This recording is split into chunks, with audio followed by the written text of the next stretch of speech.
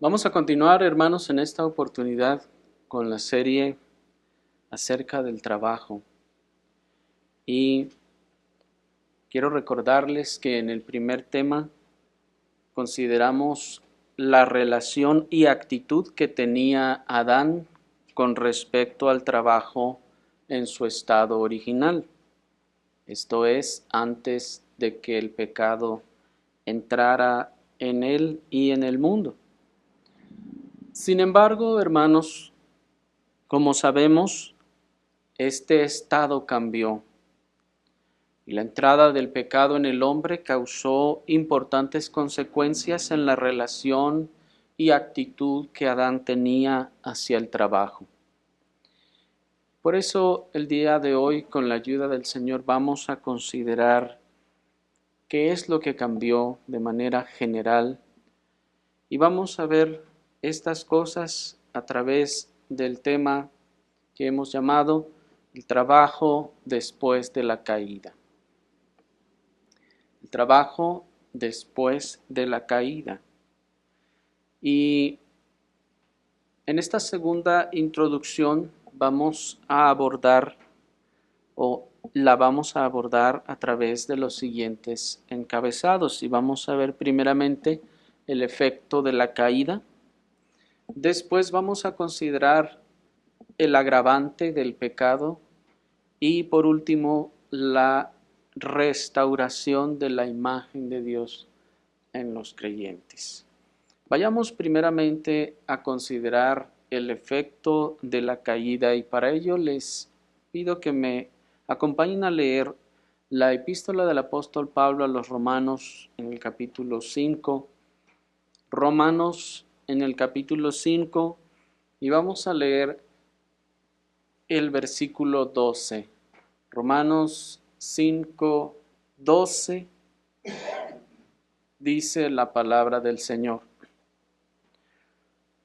Por tanto, así como por un hombre el pecado entró en el mundo y por el pecado la muerte, así también la muerte pasó a todos los hombres porque todos pecaron.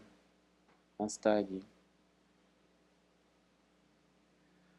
Todos los que se hacen llamar cristianos, hermanos, están de acuerdo en que cuando el pecado entró en el mundo, ocasionó la caída del hombre.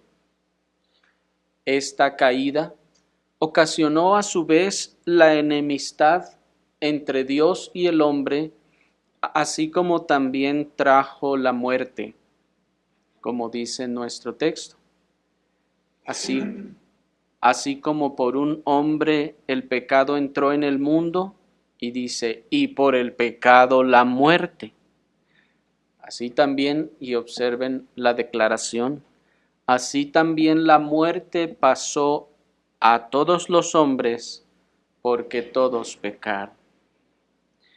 Esta transferencia, observen, que se está dando, la muerte pasó.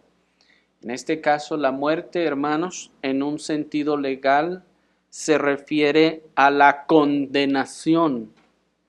La condenación por el pecado pasó a todos los hombres.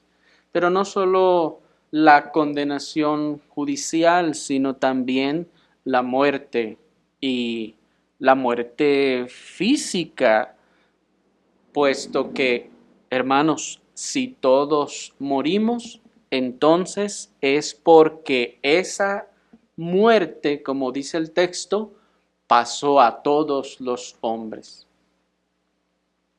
Pero también sabemos que esta muerte es una muerte espiritual y moral. Esto es que la imagen de luz y perfección moral que Dios había puesto en el hombre se perdió con la entrada en el pecado. E infectada por el poder corruptor del pecado, la imagen de Dios en el hombre comenzó un proceso de deterioro hasta la destrucción total o hasta la muerte.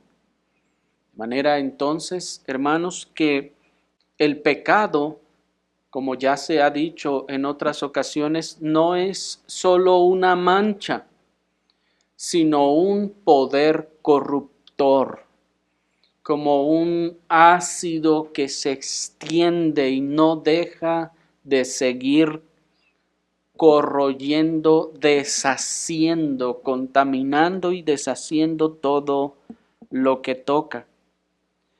Como sabemos, el pecado no solo surtió efecto en el cuerpo del hombre para conducirlo en el camino hacia la muerte, sino que también tomó posesión de las facultades del alma y las contaminó con toda inclinación hacia la maldad y el deterioro moral. El pecado infectó la mente de Adán y Eva con pensamientos bajos. El pecado infectó la mente de Adán y Eva con pensamientos egocéntricos y con pensamientos opuestos a Dios. Y cuando los pensamientos de la mente de Adán y Eva se opusieron a Dios, por consecuencia enseguida también se opusieron a los propósitos de Dios. No se puede oponer solo a Dios y no a sus propósitos. Se opone a Dios y se opone también a todos sus propósitos. Esto se ve hasta en lo natural. Cuando a alguien le cae gorda a otra persona, no quiere recibir nada de lo que esa persona haga, diga o quiera hacer, ni quiere ayudarle en ninguna cosa. ¿No es así? Ese es el efecto, miren, del pecado, de la oposición, en este caso a Dios. Y así el hombre comenzó a dejar de pensar como Dios pensaba, para comenzar a pensar a la manera de razonar del diablo. Piensen esto. A partir de entonces el hombre dejó de pensar como Dios pensaba, conforme a la mente de Dios en todas las cosas, y a partir de la entrada del pecado en su mente, el hombre comenzó a pensar a la manera de razonar del diablo. ¿Me siguieron? Antes el hombre razonaba como Dios razonaba, y en el caso del trabajo, por ejemplo, veíamos que veía el trabajo tan bueno como Dios lo había visto. Pero cuando el pecado entró en su mente, él comenzó a razonar ya no como Dios razonaba, sino como el diablo razonaba. Miren entonces la profundidad de la depravación de nuestra mente, hermanos. No razonamos de manera natural como Dios piensa, sino que razonamos, nuestro raciocinio natural tiende más bien a parecerse a la manera que el diablo razona. No tenemos tiempo para ver más ejemplos de esto. Los afectos de Adán y de Eva se rebelaron contra su razón, y haciendo a un lado a Dios, pusieron al yo en el trono de su corazón. Miren, dos grandes males de los afectos que ocurrieron con el pecado. Primero, veíamos que los afectos, la ocasión anterior, estaban subordinados a la razón, ¿se acuerdan? Y nos asombrábamos, yo espero ustedes también se asombraban, tan solo de pensar que lo que Adán pensaba que era bueno, de inmediato sus afectos lo deseaban y tenían el deseo, la inclinación, lo sentían bueno. Pero con la caída, el vínculo de subordinación de las facultades inferiores, en este caso los afectos, a las facultades superiores, que es la mente, se rompió. Y las facultades inferiores, los afectos, a partir de allí se rebelaron contra la razón y actuaron en rebelión por sí mismos. Pero no solo eso, al rebelarse contra la razón, de haber estado Dios allí en el trono de esos afectos, fue quitado y fue desplazado, y en su lugar, en el trono del corazón, fue puesto el yo.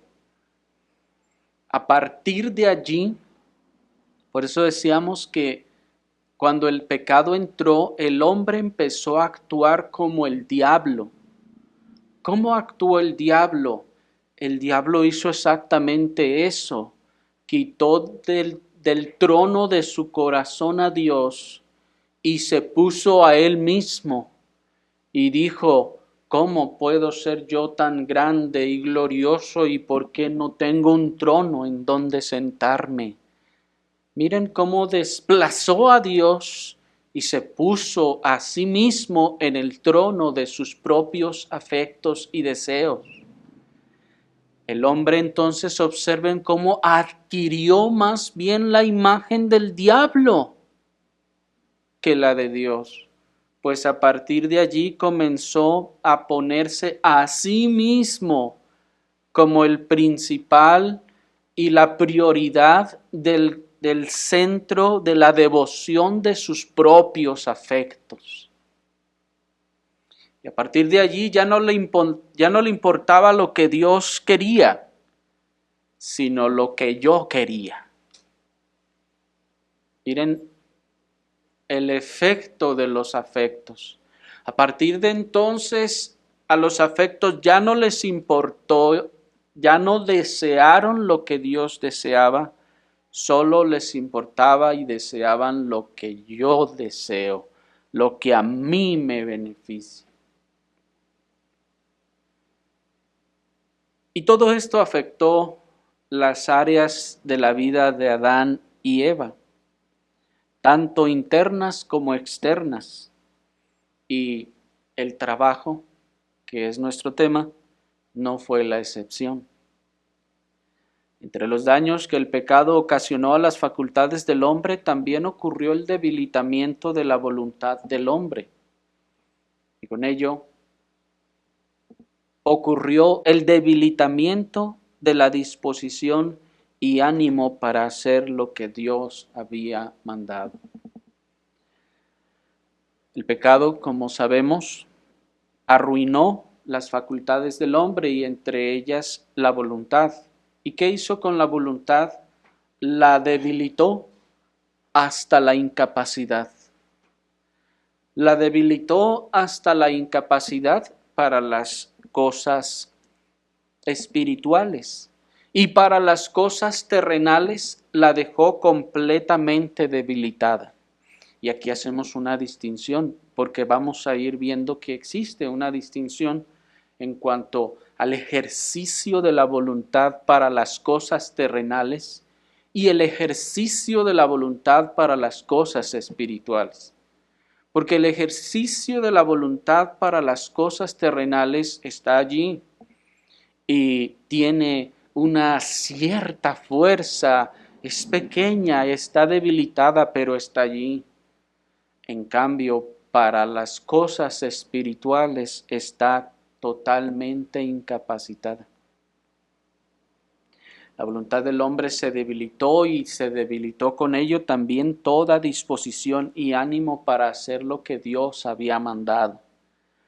Y uno de los efectos del debilitamiento de la voluntad fue efectivamente, hermanos, la pereza.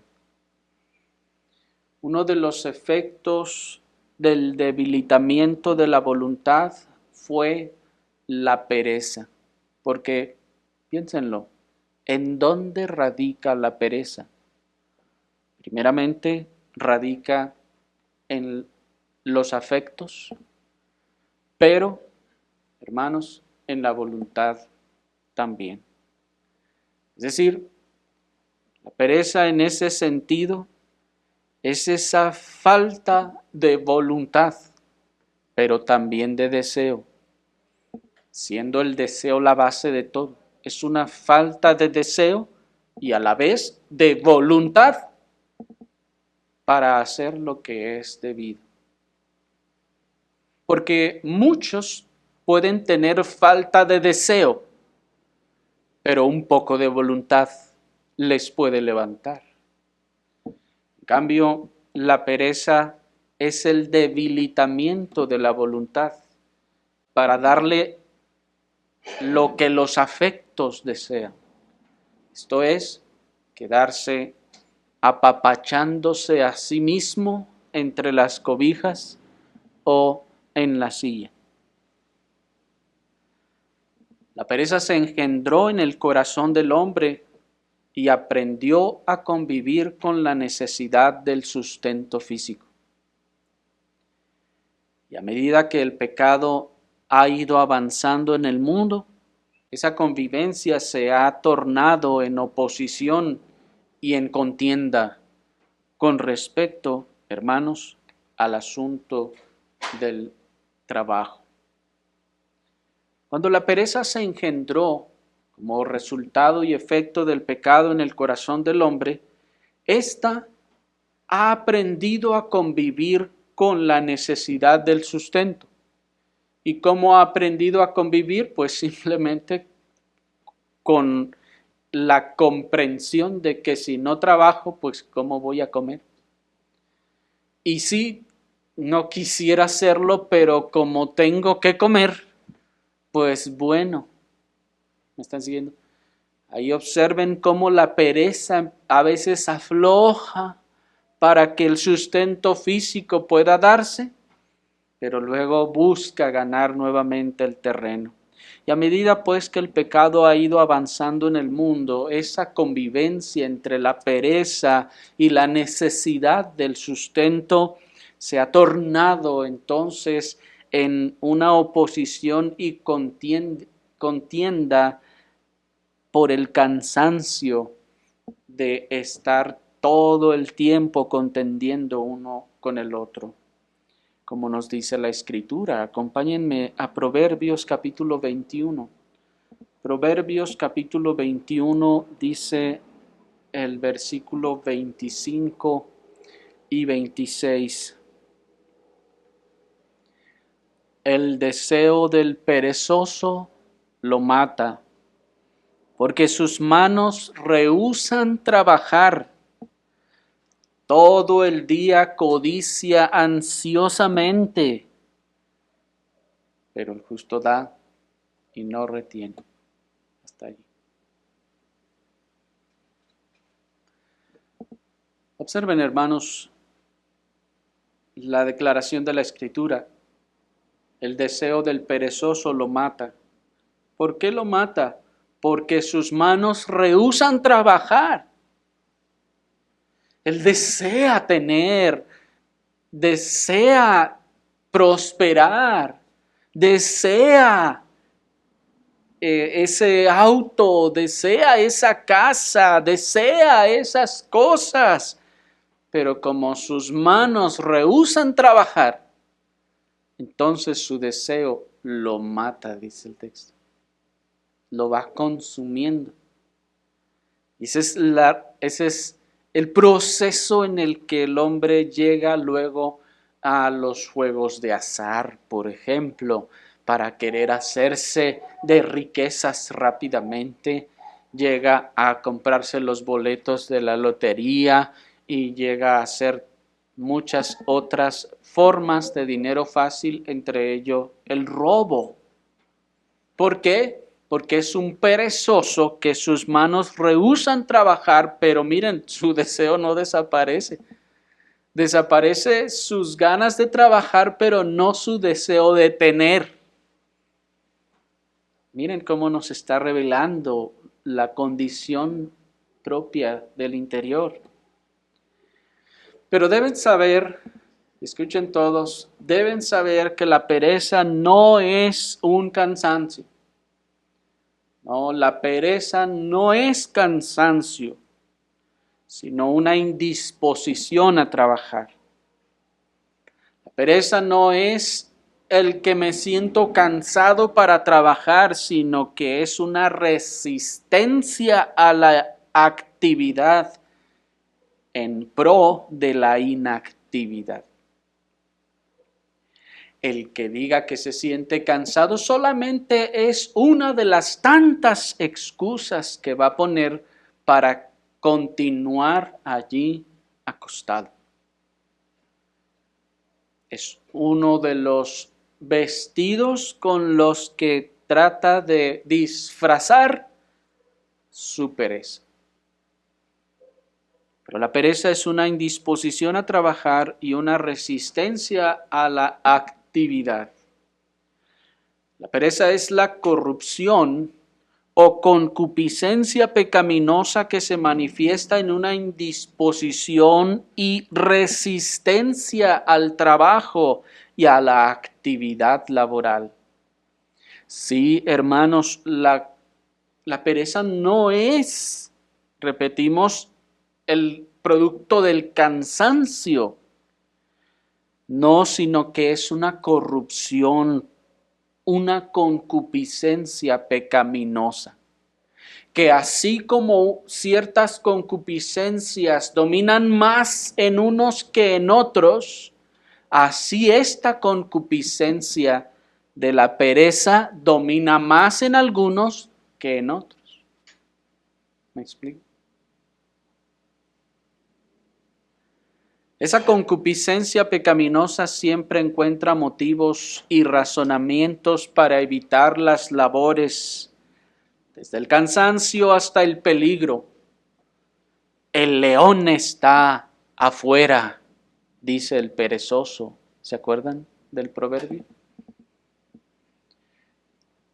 Así que siempre buscará razones, decimos, desde el cansancio hasta el peligro, para no ponerse a trabajar. Aún la supuesta prudencia se ha esgrimido como una excusa para no trabajar. Pues alguien dijo una vez, no, es que me están ofreciendo trabajo allá y trabajo acá, pero no voy a decidir todavía. Quiero ser prudente y esperar un poco para ver qué conviene más. ¿Y si va a esperar otro mes? ¿Qué es eso, hermanos? Eso no es prudencia, eso es pereza. Desde entonces, pues, desde la caída del hombre en el pecado y la originación de la concupiscencia de la pereza, el ser humano por naturaleza tiene una resistencia interna al trabajo. El ser humano por naturaleza tiene una resistencia interna al trabajo. No solo como mandamiento de Dios, no solo porque Dios lo mandó, sino una resistencia adentro. Es decir, yo no quiero hacerlo. ¿Me explico? No me nace, no me dan ganas de hacerlo. Miren al perezoso. Dice nuestro texto que su deseo lo mata, porque en efecto desea, pero se resiste a tener que trabajar para obtener lo que desea. El perezoso se resiste a tener que trabajar para obtener lo que desea. Por eso para él el paraíso es tirarse a la cama a no hacer nada. Y por eso, como veíamos en la ocasión anterior sobre el trabajo, idealiza pecaminosamente el paraíso de Adán y piensa que la definición de paraíso era que Adán estaba ya acostado todo el día en la hamaca con un coco a un lado y gozando de la vida y no tenía que trabajar. Para el perezoso, ese es el paraíso, ese es su paraíso. Pero miren, hermanos, que como vimos, esto no fue así. Ni aún en el Edén esto fue así. Dice el pastor del pasado George Lawson, hablando del perezoso, dice, es consciente de la necesidad de hacerlo, el trabajo. Desea sinceramente disfrutar de los frutos del trabajo. Incluso tiene algunos débiles deseos de que sus manos se sometan al esfuerzo del trabajo, pero la pérdida es que sus manos no obedecen, porque deben salir de su pecho si trabajan. Si pudiera trabajar con la lengua sin las manos, sería un hombre muy trabajador, pero odia el trabajo porque no consiste en hablar o en holgazanear. Termina la cita. Miren, hermanos, esta realidad, ¿no les parece? Dice este pastor del pasado, si trabajar fuera usar la lengua nada más, todos serían bien trabajadores. Pero no, dice, hay que usar las manos, pero el perezoso no las quiere usar. No quiere usar las manos, dice, no quiere sacarlas de su pecho, dando a entender que las tiene aquí, está acurrucado y no quiere trabajar, no quiere usar sus manos. El mal de la pereza es tal que aunque el hombre se decida a trabajar, aún así es alanceado por la pereza. Piénsenlo, hermanos, la pereza permea nuestra constitución en todo tiempo y en todo momento. Hay pereza, la pereza es ese pecado, es esa concupiscencia que siempre está lanzando dardos, siempre está lanzando flechas a la mente y a los afectos. Porque aún cuando usted se decide a trabajar, la pereza aún así no le suelta, no le deja en paz, no dice, perdí la batalla, me voy a retirar entonces de este que ya se puso a trabajar. No, aún así continúa, pues muchas veces procurará hacerle trabajar desganadamente o que se dé a la ociosidad mientras trabaja. Porque, hermanos, la pereza también lleva al hombre a que si al fin se ha decidido a trabajar, trabaje desganadamente. Y ahí vaya, como dicen los mundanos, es que ahora es lunes, o ¿cómo le dicen? San Lunes, o quién sabe cómo dicen. Pues vamos a trabajar. Y ahí va, todo desganado porque es lunes. Ahí está la pereza manifestándose. Fíjese, y a pesar de que está usted dando pasos hacia el trabajo, pero también se manifiesta en que cuando aún estamos trabajando, la pereza también lanza sus flechas de ociosidad. Y dice, ya me merezco un descanso. Ya me merezco estar aquí haciéndome pato un rato porque ya trabajé mucho. No, es mucho. Y más en esa cultura nuestra, ¿verdad? Que aún las personas en los trabajos o en los empleos nos invitan a no trabajar. ¿No les ha pasado eso? Sobre todo cuando uno es joven y entra a trabajar y, como se dice coloquialmente, le echa todas las ganas. Llega el hombre aquel ya viejo, curtido en la maldad y le dice, no, cálmate, no. ¿Y luego qué vas a hacer mañana? ¿No les han dicho eso ustedes en su trabajo? No, llévatela tranquila. No, cálmate, no es para tanto. Y ahí está, hermanos, otra de las cosas que se suman a nuestra indisposición a trabajar. Desde la caída del hombre en el pecado a causa de la concupiscencia de la pereza, el trabajo se volvió entonces algo hostigoso para él. El trabajo se convirtió en el mayor enemigo de su pereza, y así con la misma fuerza con la que ha resistido a Dios, la pereza ha venido resistiendo al trabajo arduo. El trabajo entonces, hermanos, tiene un enemigo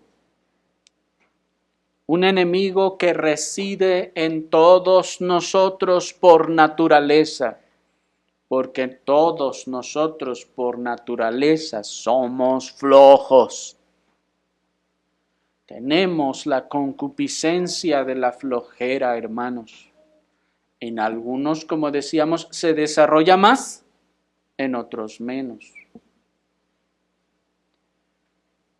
Pero la pereza es, pues, enemigo del trabajo y busca entonces, como lo ve como enemigo, se esfuerza por caricaturizarlo, se esfuerza por criticarlo, se esfuerza por denostarlo, se esfuerza por hacerlo ver mal, para que todos le odien también como le odia su enemigo, la pereza.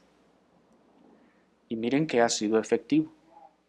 Ha sido efectivo, hermanos, entre los impíos, pues ha logrado grandemente una aversión en la mente del hombre natural al trabajo y al trabajo arduo.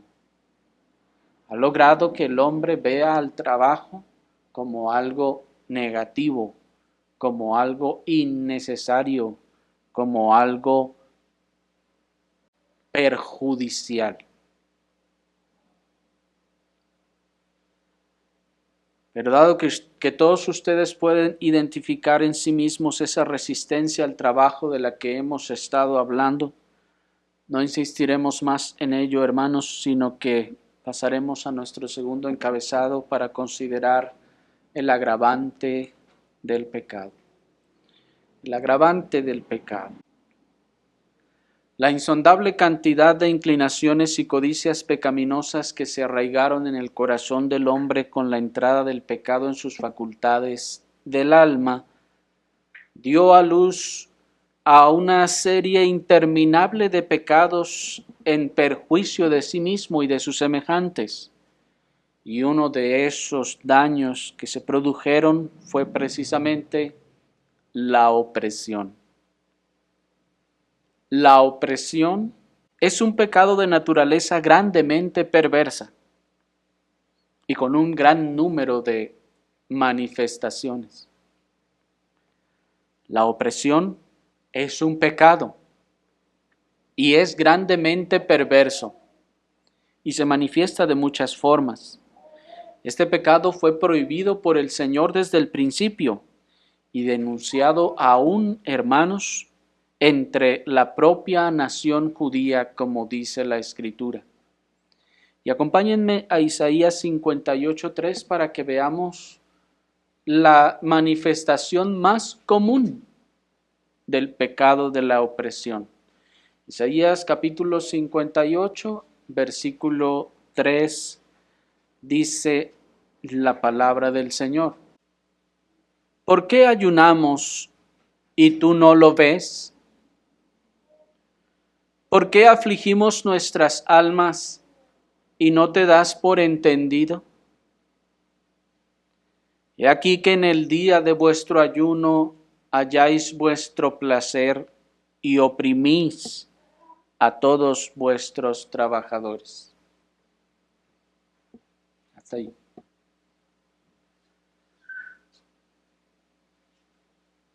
El Señor está aquí, hermanos, denunciando el pecado de la opresión. Y observen que esta opresión es hacia los trabajadores. La opresión a los trabajadores, hermanos, no es un pecado nuevo. ni necesariamente se derivó de la revolución industrial, ni del sistema laboral opresivo en el que vivimos. Todo esto solo es una manifestación moderna, con modernos instrumentos del pecado de la opresión. Decíamos que desde la caída, el hombre experimenta en sí mismo y dentro de sí mismo una resistencia a trabajar. Y eso es lo que ha hecho que el hombre vea al trabajo como algo malo y negativo. Pero aunado a eso se suma también, hermanos, el pecado de la opresión. El pecado de la opresión que hace que el trabajo sea más difícil, más duro, más injusto, más pesado y fatigante de lo que debería de ser. La opresión a los trabajadores entonces agrava esa resistencia que tenemos al pecado, porque la opresión precisamente a los trabajadores consiste en exprimir. De hecho, por eso dice, oprimís a vuestros trabajadores. Ese oprimir es como, en cierta medida, como exprimir. Exprimir a los trabajadores, como haciéndolos trabajar más de lo debido, haciéndolos trabajar y pagándoles menos de lo debido, exigiéndoles turnos, rolar turnos, exigiéndoles cosas injustas que desgastan tanto el cuerpo como la mente de los trabajadores de manera injusta e innecesaria. Todo esto se suma, hermanos, a la resistencia natural del trabajo, y por eso el trabajar se convierte para muchos hermanos en todo un reto y desafío. Y repito que podríamos pensar que es ahora en nuestros tiempos que la opresión laboral ha hecho del trabajo o que el trabajo sea más difícil de llevar o de sobrellevar. Pero la verdad es que no, hermanos. Ciertamente la revolución industrial dio origen a muchos pecados de opresión. Y ciertamente el sistema laboral opresivo en el que vivimos ha dado origen y sigue dando origen a muchos otros pecados de opresión que oprimen al trabajador y que hacen que el trabajo sea detestable en ese sentido. Pero hermanos, la verdad es que esto no es nuevo. Como podemos ver, aquí el Señor está denunciando este pecado en tiempos de la nación de Judá, en tiempos del profeta Isaías. Estamos hablando de más de 2800 años atrás. Pero eso tampoco es nuevo, hermanos, porque los egipcios oprimieron también a los israelitas, ¿se acuerdan? Y los hacían trabajar de más y no les daban paja, y eso ocurrió hace más de 3000 años, hermanos. Así que no se trata de la revolución industrial, la causa no es el sistema opresivo que tenemos hoy. Esos solo son nuevos instrumentos de opresión, pero el pecado es el mismo, la opresión. Miles de años atrás, los hombres perdían sus tierras y eran reducidos hasta la esclavitud por la opresión de los perversos. Ahora ya ni siquiera tenemos tierras, hermanos, y nos arrendamos a nosotros mismos para tener dinero para comprar alimentos y bienes básicos indispensables. Y estamos en condiciones un poco distintas, pero a la vez, en esencia, iguales al ser el mismo pecado de la opresión. Ellos estaban en esclavitud, nosotros, literal, nosotros ya como hoy en día se dice, simbólica, ¿verdad? Pero en aquel tiempo tenían tierras, hoy en día no lo tenemos, hermanos. Y nos tenemos que arrendar a nosotros mismos para obtener nosotros trabajo. Antes se tenían tierras y pues uno se podía poner a trabajar su tierra y de ahí sacar su sustento. Ahora no tenemos eso. Miren, y eso sí es algo derivado de nuestro sistema de gobierno que tenemos en nuestros tiempos. Solo, entre paréntesis, eso lo vamos a ver un poco más adelante. Pero miren cómo en el plan y diseño de Dios, cuando la nación de Israel toma la tierra prometida, ¿qué es lo que ocurre allí con esa tierra? ¿Qué les dice el Señor a Josué? Le vendes a cada uno su casita de 4x10 para que viva cada quien allí. ¿Le dijo así a Josué? No, hermanos. Se repartieron toda la tierra por tribus y por familias, heredades gratuitamente a todos, a todas las familias. La tierra era de todos, en este caso, es que ese concepto ya no tiene ningún sentido, iba a decir de la nación, pero miren cómo en estos sistemas socialistas el petróleo es de la nación, eso es una mentira, el petróleo es del gobierno. El gobierno se queda con todo eso. Que la tierra es de la nación, esa es otra mentira, no es de la nación, es del gobierno y es de los que la poseen. Si fuera de la nación, cada ciudadano que nace debería asignársele tal vez no que nace, sino que tal vez que se case, se le debiera asignar una parcela para que viva y trabaje él solo. Esa sería una definición correcta de la tierra es de la nación. ¿Sí me explico? Bueno, pero eso es otra situación. Y si a la resistencia pecaminosa que tiene el hombre a trabajar le añadimos los contratos desfavorables de nuestra época, los salarios mínimos que son completamente injustos y opresivos, los turnos forzados antinaturales, los patrones abusivos e injustos, los malos tratos y amenazas, nos encontramos con uno de los panoramas más adversos para la realización de nuestro deber de trabajar, que es dado por Dios. Dios nos mandó trabajar, pero miren, hermanos, cómo el diablo y el pecado se han esforzado para que nos cueste el mayor trabajo posible hacer lo que Dios nos mandó. Es precisamente como el malvado faraón.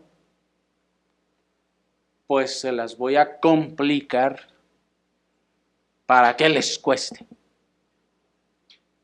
Eso es opresión. Esa es la esencia, pues, de la opresión. ¿Cómo lo va a complicar? Con contratos desfavorables, con salarios mínimos, que por cierto, ya vimos alguna vez que ese concepto de salario mínimo, hermanos, es un pecado de completa injusticia hoy en día. Los turnos forzados también son antinaturales y una forma de opresión, porque ahora tienes que trabajar y rolar turnos. No es natural trabajar de noche, la noche se hizo para descansar. ¿Y por qué ahora tienen que trabajar y rolar turnos? Porque se da prioridad a la producción, porque la producción es dinero. Y así pues se suman los patrones abusivos e injustos, los malos tratos, las amenazas y una larga lista de cosas que hacen que el trabajo sea una carga para el hombre en vez de una bendición. Y si a todo esto todavía le sumamos la carga tributaria tan sanguinaria y devoradora que el gobierno impone sobre los trabajadores, una carga tributaria que no le pide nada a los escorpiones que Roboam dijo que le iba a dar a la nación, entonces es como nos vemos tan contrariados respecto al mandamiento de Dios de trabajar. Y es por lo que muchos dicen, no, ¿cómo Dios mandó? ¿Cómo pudo ser que Dios haya mandado eso? ¿Cómo puede ser que sea un mandamiento de Dios eso? Si es algo tan malo y opresivo. Porque hermanos, en nuestros países tenemos una carga tributaria que es sanguinaria, hermanos. Sanguinaria como las sanguijuelas. El 30% de lo que produce usted es para el gobierno. Eso es el ISR. Pero a pesar de todo el desaliento que eso, hermanos, nos causa, deben saber que Dios no es responsable de toda esa opresión laboral que sufrimos hoy en día. El responsable de toda esa opresión es el hombre perverso. El responsable de toda esa opresión es el gobierno perverso del hombre en su pecado de la opresión. Dios no es responsable de que hayamos terminado en estas condiciones laborales. Eso es el pecado del hombre, hermanos. Son los perversos opresores y no Dios los que han hecho del trabajo una losa pesada. Han sido los malvados opresores y no Dios los que han pervertido el buen ejercicio del trabajo para convertirlo en un flagelo.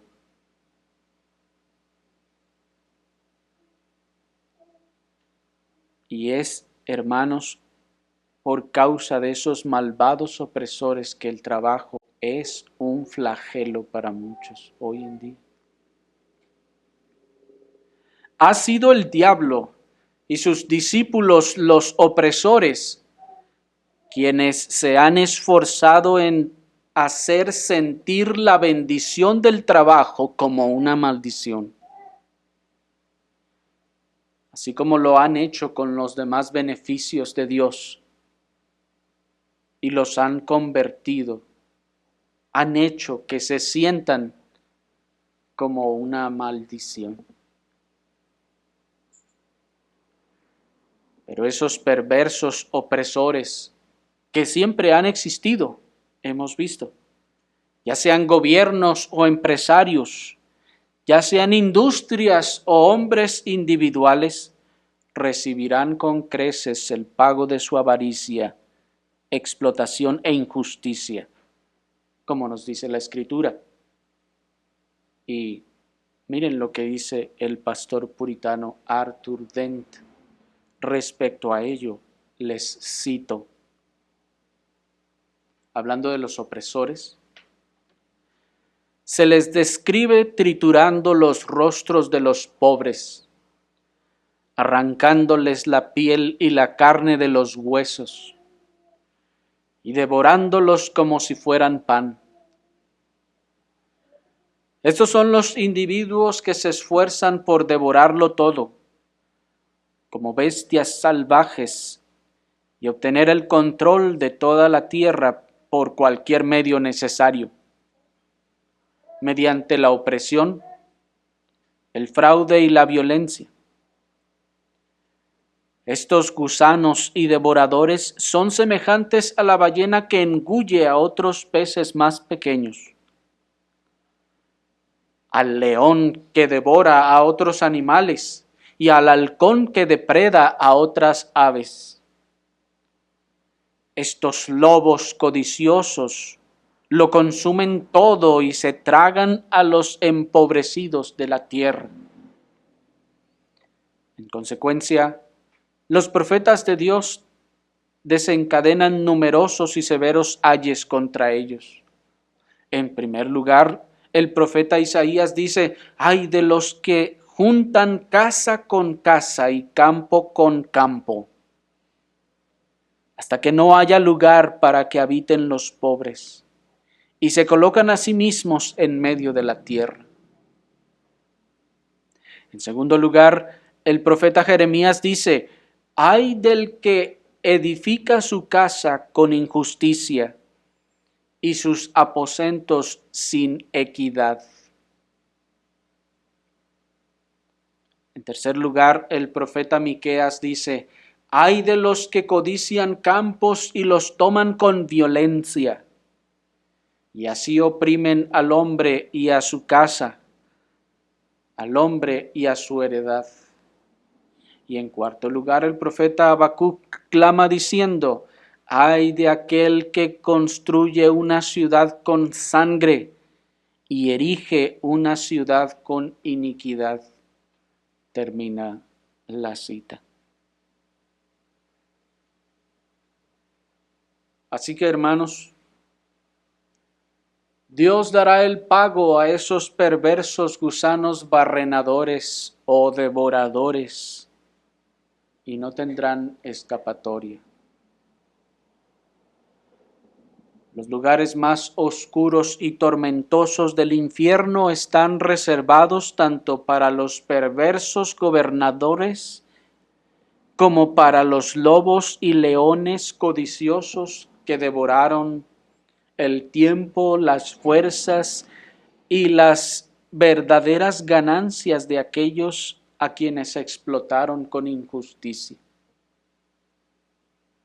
Sí, hermanos, los gobernantes perversos tienen un lugar reservado, especial, en lo profundo y más doloroso del infierno. Así también los codiciosos opresores que devoraron las fuerzas, las ganancias de aquellos a los que explotaron. Pero, hermanos, por más desalentador que pueda parecer el escenario actual, deben saber que eso no anula el mandamiento de Dios respecto al trabajo.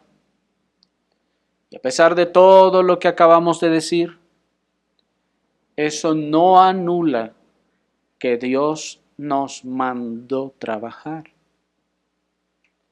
Por más adversas que sean las condiciones de trabajo, esas adversas condiciones generadas por los hombres perversos y sus pecados, eso no elimina la benevolencia y bendición que Dios puso al trabajo, hermanos. Piénsenlo. Por más perversas que sean las condiciones de trabajo a lo largo de la historia, eso no elimina la bendición y benevolencia que Dios puso al trabajo.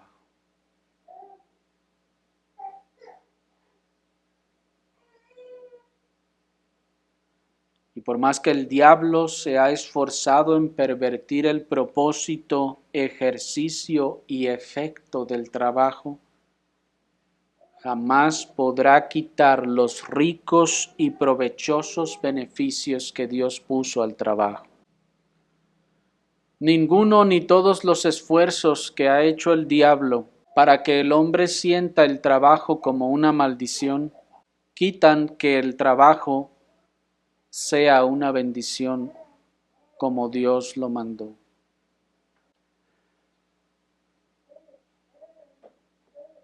Así que nosotros, hermanos, aquellos que tenemos nuestra fe y esperanza puesta en Dios, no debemos adoptar la postura pesimista del mundo respecto al trabajo. Y así pasemos a nuestro tercer y último encabezado para considerarlo. Acompáñenme a la segunda a los Tesalonicenses capítulo 3, versículo 11 al 13. Segunda a los Tesalonicenses capítulo 3, versículo 11 al 13. Porque oímos que algunos entre vosotros andan desordenadamente, no trabajando en nada, sino ocupados en curiosear. A los tales mandamos y exhortamos por nuestro Señor Jesucristo que, trabajando sosegadamente, coman su propio pan. Y vosotros, hermanos, no desfallezcáis de hacer el bien. Hasta ahí.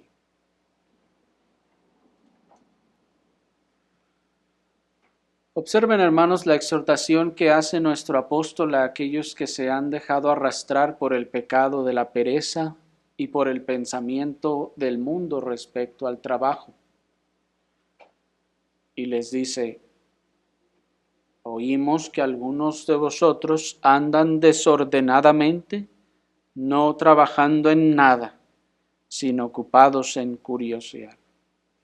Estos que estaban entre los creyentes de la iglesia de Tesalónica eran algunos que se habían dejado arrastrar por el pecado de la pereza y muy seguramente también por el pensamiento del mundo respecto al trabajo, diciendo: ¿para qué vamos a trabajar? Si mira todo lo que nos va a quitar el gobierno. ¿Para qué vamos a trabajar si mira qué malvados son los jefes y los ambientes de trabajo? Pero hermanos, esperamos que para este momento ya nos sea completamente reconocido que nosotros tenemos muchos conceptos y formas de pensar que están amoldados al pensamiento del mundo y no a la Escritura. Y esperamos que nosotros ya no nos resistimos a reconocer que nos es necesario desechar muchas formas de ver las cosas de la vida, porque la estamos viendo como la ve el mundo y no como lo enseña la Escritura. Yo espero, hermanos, que para este momento todos seamos ya conscientes de eso. Hay muchos modos de ver la vida, de ver la educación, de ver el trabajo, de ver las finanzas, de ver todas las áreas de la vida terrenal, que las vemos conforme como las ve el mundo, con las premisas, filosofías y pensamientos del mundo, y no como la palabra de Dios lo ve. Y deberíamos renovar el espíritu de nuestra mente o entendimiento a través de la comprobación de cuál es la voluntad de Dios respecto a todas las cosas de la vida. Y el trabajo es precisamente otra de las cosas que debemos dejar de ver con las perspectivas o formas de pensar del mundo. Y a partir de ahora debemos comenzar a verlo conforme a la voluntad de Dios revelada en la Escritura, hermanos. Porque el mundo ve al trabajo con resistencia en el menor de los casos. El mundo ve al trabajo como algo malo, como algo de lo que hay que deshacerse lo antes posible. Por eso quiere hacerse rico, por eso quiere invertir aquí y allá de manera pecaminosa para obtener todas las ganancias posibles y hacerse millonario y no tener que trabajar. Por eso quiere comprar el boleto de la lotería para ganarse la lotería y no tener que trabajar. Quiere deshacerse del trabajo cuanto antes. Pero esa es una forma de pensar mundana, basado en los principios del mundo y no en la Escritura. Una forma de pensar que no tiene en cuenta ni en mente que el trabajo es un mandamiento de Dios y que Dios nos mandó trabajar hasta el final y que, hermanos, es una forma en la que Dios nos hace bien. Y eso lo vamos a ver después. Pero mientras el mundo dice, mira si será malo trabajar, que tienen que pagarte para que lo hagas. ¿No dice así el mundo? Mientras ellos ven el trabajo de esa forma, nosotros debemos, como dice el apóstol en el versículo 11, ver esa actitud como una actitud desordenada y opuesta a los propósitos de Dios. Pensar así del trabajo es pensar desordenadamente, es pensar opuesto a los propósitos de Dios. El mundo suele decir, ningún trabajo es malo, lo malo es tener que trabajar. ¿Han oído eso?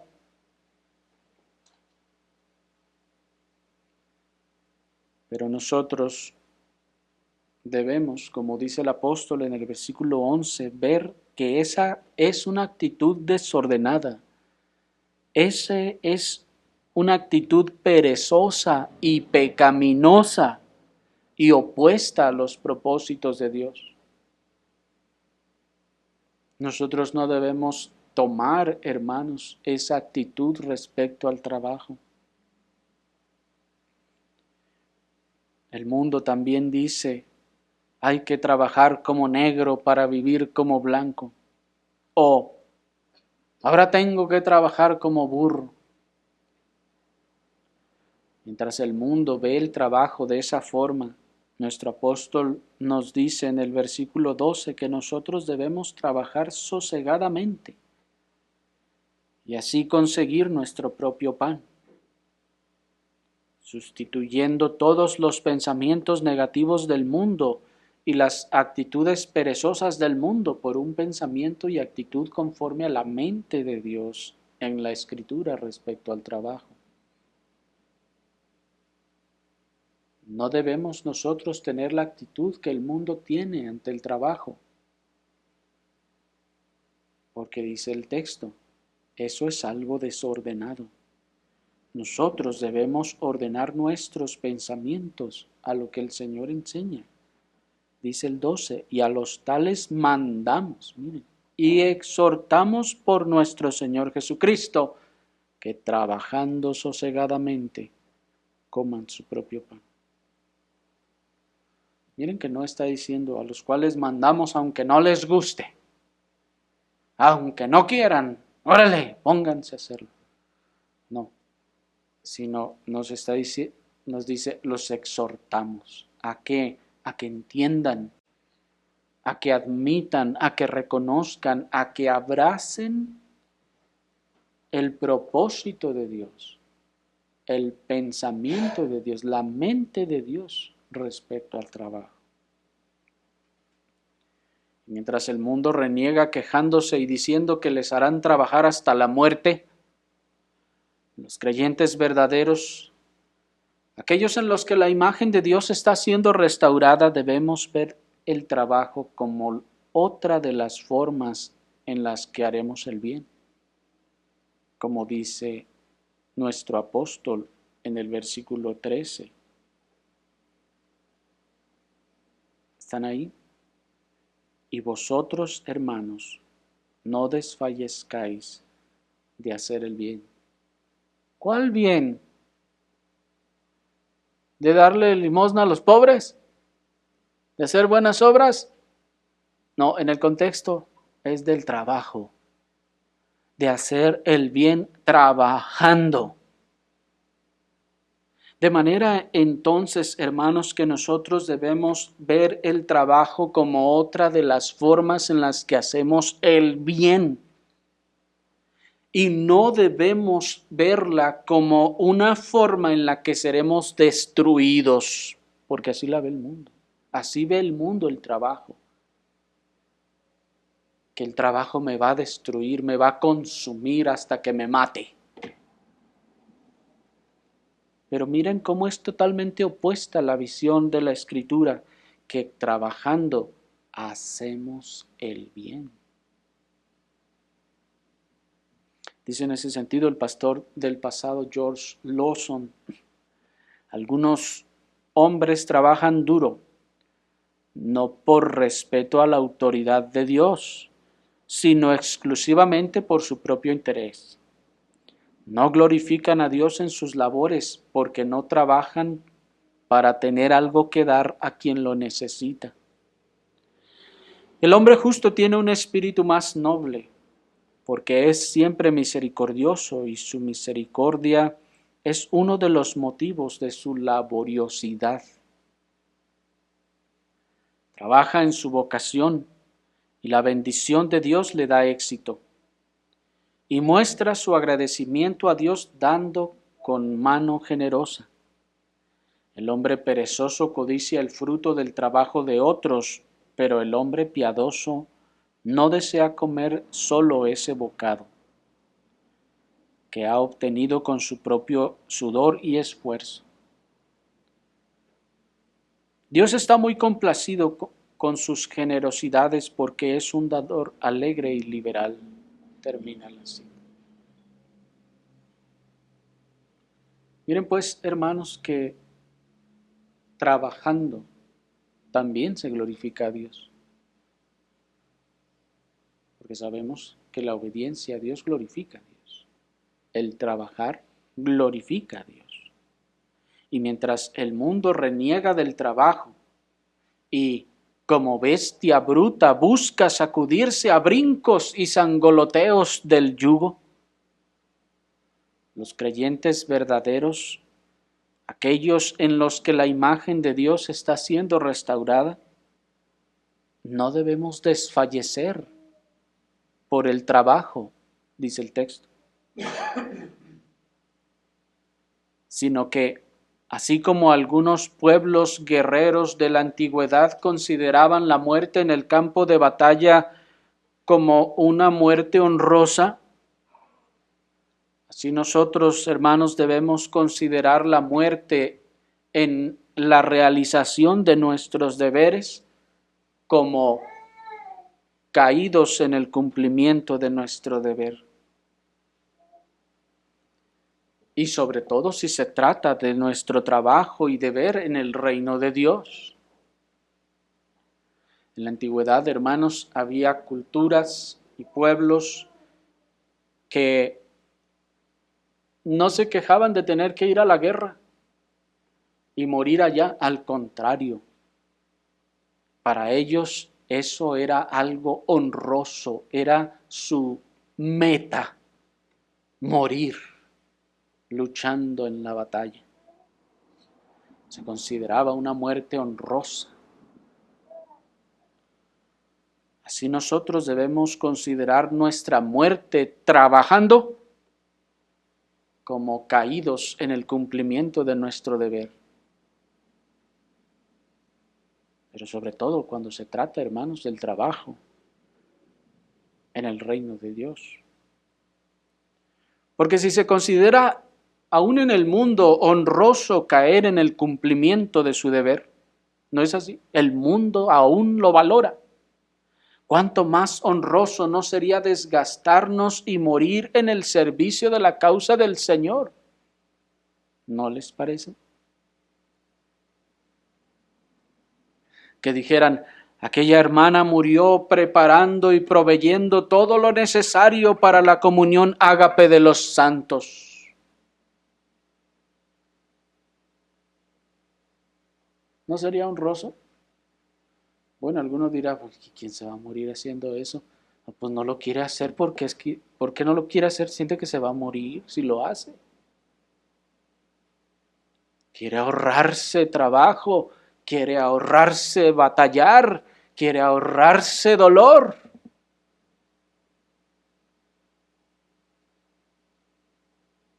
El punto es que tenemos que verlo al revés. Aunque me muera allí haciendo eso sería honroso.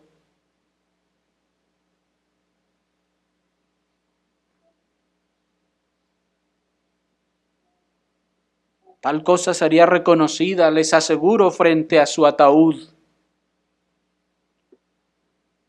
Pero aun si no fuera así, será mencionada entre fanfarrias en la eternidad, se los aseguro.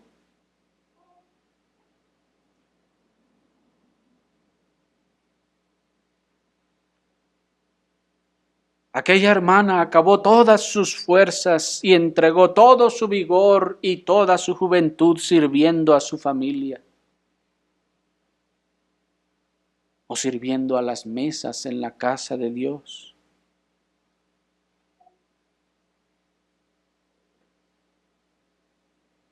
Eso, hermanos, es honroso. Eso glorifica al Señor. Y Dios no será injusto para olvidar su obra y el trabajo de amor con el que usted se habrá desgastado y habrá consumido todo su vigor y toda su juventud en el servicio a los santos, como dice Hebreos 6:10.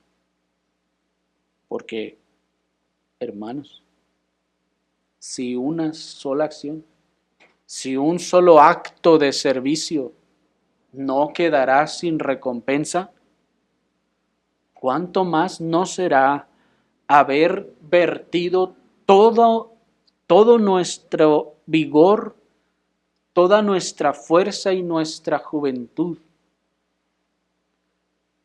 en el servicio de la gloria del Señor? Definitivamente eso es mucho más que un solo acto de servicio.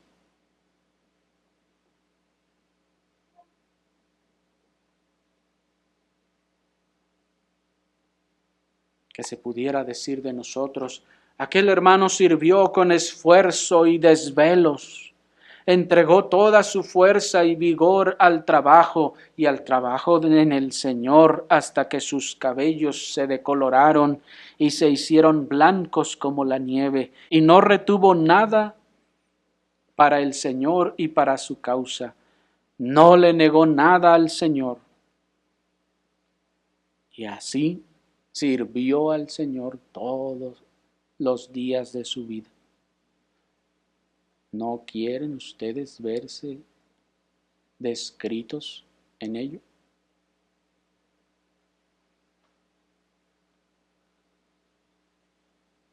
Hermanos, fuimos mandados a trabajar porque esto glorifica al Señor y hace bien. Vamos a ver después a nuestros cuerpos y a nuestras almas. Oremos al Señor.